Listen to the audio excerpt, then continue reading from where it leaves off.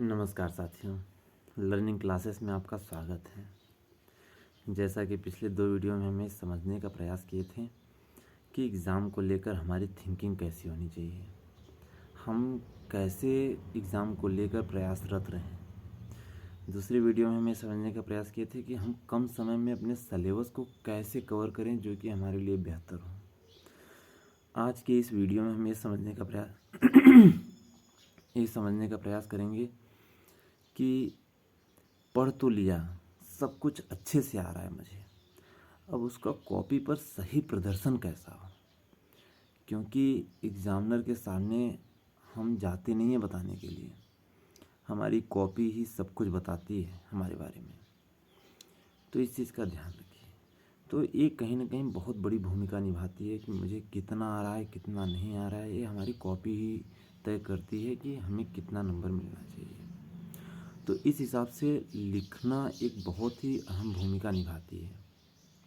इस संदर्भ में यदि हम आगे बढ़ें तो हम इस चीज़ का ध्यान रखें कि कॉपी जब हमारी खुलती है ना, तो कॉपी का पहला पेज ही ये निर्धारित कर देता है कि हमें कितना नंबर मिलेगा।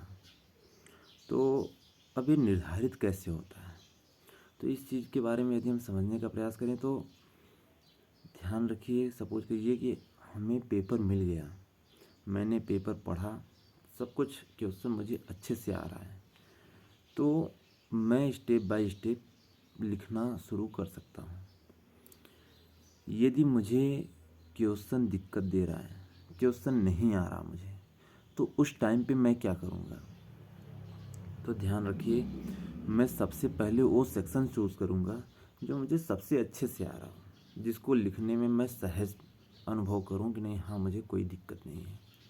तो मैं सबसे पहले वो सेक्शन चूज़ करूँगा जो मुझे सबसे बेहतर आ रहा हो और जिसके सारे क्वेश्चन मुझे आ रहे हो। ऐसा नहीं है कि उस सेक्शन का 3-4 क्वेश्चन किए, एक क्वेश्चन छूटा रह गया जो सबसे लास्ट में लिख रहा हूँ। तो ऐसा करने से बचिए। सबसे पहले आप सेक्शन वही चूज़ कीजिए जो जिसके सारे क्वेश्चन आपको अच्छे से आ रहे हों। उसके बाद अगेन एंड अगेन ऐसे ही आप क्वेश्चन को सॉल्व करते जाइए।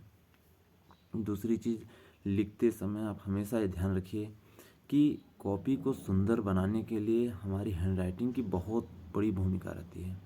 जैसे बचपन में हम लिखते थे सुलेख या फिर आलेख, मतलब सुंदर लिखना।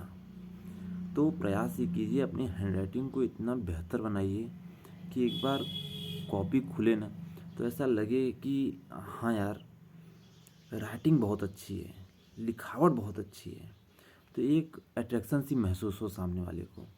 तो आप हमेशा सुंदर लिखने का प्रयास कीजिए। आप इसकी प्रैक्टिस घर पे भी कर सकते हैं। जैसे आप तैयार कर रहे हैं, प्रैक्टिस कर रहे हैं, तो आप उसको लिख कर भी प्रैक्टिस कर सकते हो। उससे आपकी लिखावट में भी और आपको याद रखने में भी बहुत हेल्पफुल होगी।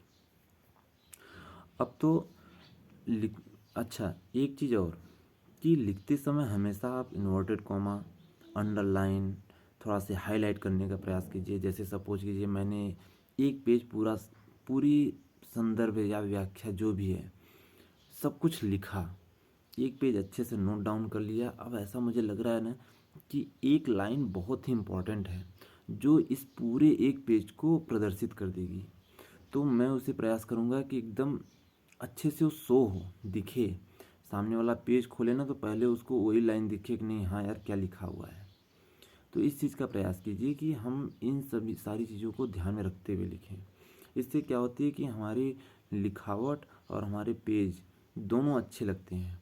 और अंदर मैंने जो कुछ भी लिखा है उसका यदि एक लाइन सब कुछ बता रही है तो फिर कोई दिक्कत नहीं है। और अगली चीज़, मैं कौन सा सेक्शन चूज़ किया हूँ, कौन सा सेक्शन में से कौन सा क्वेश्चन लिख रहा हूँ, इसका प्रदर्शन जरूर कीजिए कि मैं ये सेक्शन है, इस सेक्शन का एक क्वेश्चन है, इस क्वेश्चन का पहला दूसरा तीसरा जो भी है मैं वो कर रहा हूँ, इसका प्रदर्शन जरूर कीजिए। क्योंकि सही आकलन करने में सामने वाले को हेल्प मिले।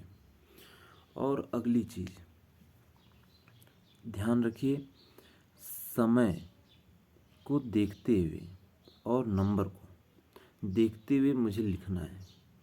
ऐसे कंडीशन में आप ये समझ लीजिए कि मैं किसी शॉप पर खड़ा हूँ, जितने का सामने वाला सामान दे रहा है उतना ही मुझे पैसे देना है। उससे एक्स्ट्रा नहीं देना, न उससे कम देना है। सपोज कीजिए आपको 1 नंबर का क्वेश्चन करना है तो मैं 1 नंबर के लायक लिखूँगा। अब ऐसा नहीं कि 1 नंबर का क्वेश्चन है मैं एक पूरा पेज भरने लगा। ऐसे करने से बचिए। ऐसे करने से आप अपने समय को बचाइए, क्योंकि आपको आगे लिखना होता है, 4-5 पेज का एस्से लिखना होता है, तो आप उस समय को वहाँ पर इन्वेस्ट कर सकते हैं। गलत नंबर पे नंबर कम मिल रहा है उस पर मैं ज़्यादा समय वेस्ट कर रहा हूँ तो वो सही नहीं है, और नंबर ज़्यादा मिल रहा है वहाँ पर पता चला एक ही पेज कर रहा हूँ तो वो भी सही नहीं है। जहाँ पे आपको नंबर ज़्यादा मिल रहा है, भले से ही वो शॉर्ट आंसर हो, आपका 3-4 लाइन में आंसर कंप्लीट हो जा रहा है, लेकिन फिर भी आप उसके अराउंड शब्दों को ज़रूर लिखिए, जो भी जिससे आप और उसे एक्सप्लेन कर सकें। इसका प्रयास ज़रूर कीजिए, क्योंकि वहाँ पर आपको मार्क्स ज़्यादा मिल रहे हैं, तो वहाँ पर लिखने का भी प्रयास ज़्यादा कीजिए। और ध्यान रखिए, जैसे कोई चीज़ मुझे नहीं आ रही है, मैं भूल रहा हूँ, जैसे पर्टिकुलर कुछ चीज़ें होती हैं स्पेशल, जैसे ईयर हो गया, किसी कवि का नाम हो गया, या फिर कोई ऐसी ख़ास चीज़ें हैं, जैसे हिस्ट्री वगैरह में ईयर बहुत मायने रखते हैं। तो ऐसी चीज़ें यदि मैं भूल रहा हूँ तो आप अपने सेंटेंस को कुछ ऐसे मॉडिफाई कीजिए कि वो चीज़ जो नहीं आ रही वो छिपे उसमें, वो शो ना हो। ऐसा नहीं कि मुझे नहीं आ रहा तो मैंने स्पेस छोड़ के आगे बढ़ गया कि हाँ मैं भरूंगा, बाद में कुछ सोचूंगा। तो आप गलत लिखने से बचिए।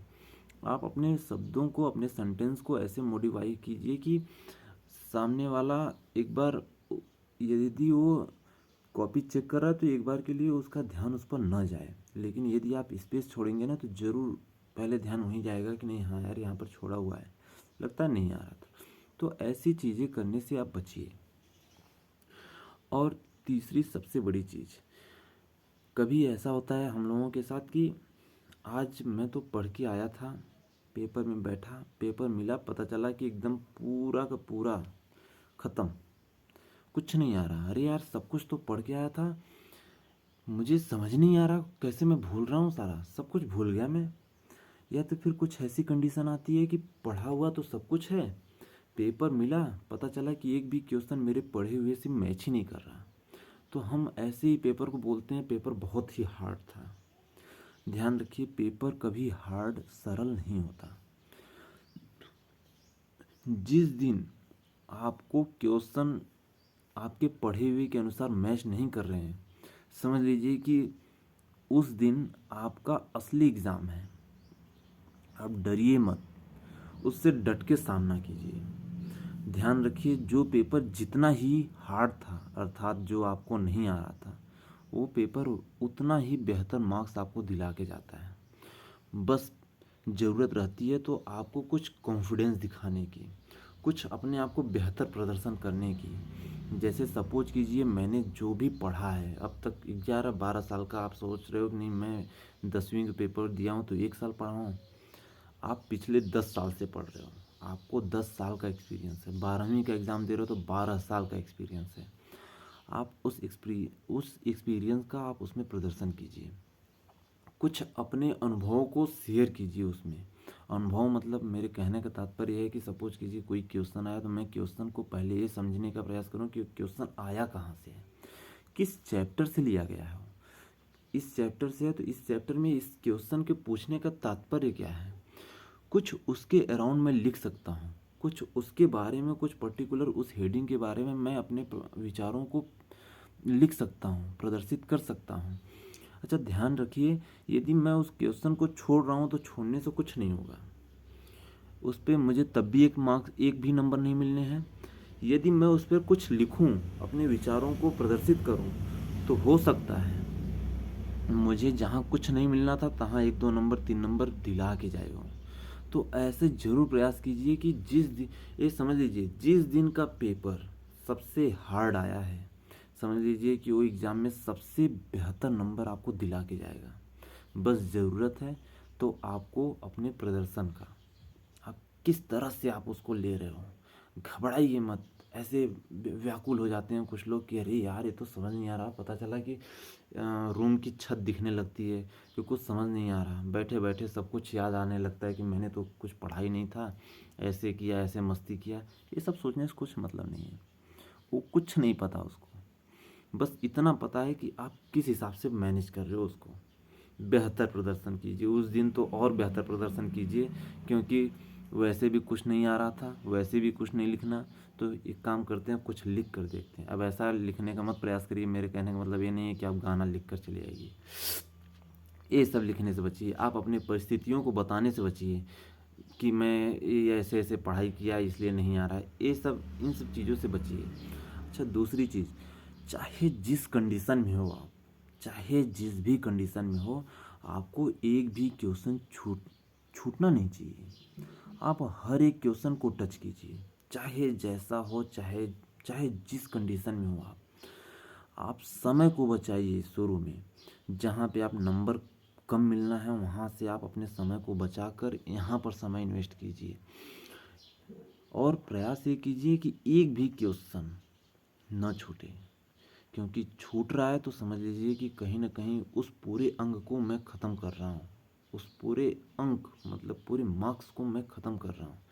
तो ये प्रयास कीजिए कि एक भी क्वेश्चन न छूटे। सारे क्वेश्चन मुझे करने हैं, चाहे जिस हाल में। मुझे आ रहे हैं तो ठीक, नहीं आ रहे हैं तब तो और ठीक है। कम से कम मैं अपने विचारों को तो प्रदर्शित कर सकता हूँ। तो घबराइए मत, एकदम बेहतर तरीके से आप अपने कॉपी को प्रदर्शित कीजिए, ताकि एक बार कोई कॉपी खोले ना तो उसको लगे कि जो भी लिखा है ना बहुत बेहतर तरीके से लिखा है। ऐसा लग रहा है कि नहीं, इसके पास ऐसा एक्सपीरियंस है जैसे कि मतलब कोई बात ही ना हो। तो ध्यान रखिए, आप अपने कॉपी को बेहतर से बेहतर तरीके से बनाइए। जिस तरह से आप प्रयास कर सकते हैं उस तरह से आप प्रयास कीजिए, लेकिन आपकी कॉपी ही आपका प्रदर्शन करवाती है। समझ लीजिए कि first impression is last impression बोलते हैं लोग ना। तो आपकी कॉपी का पहला एक दो पेज ही आपको निर्धारित कर देता है कि आपको कितना नंबर मिलना है।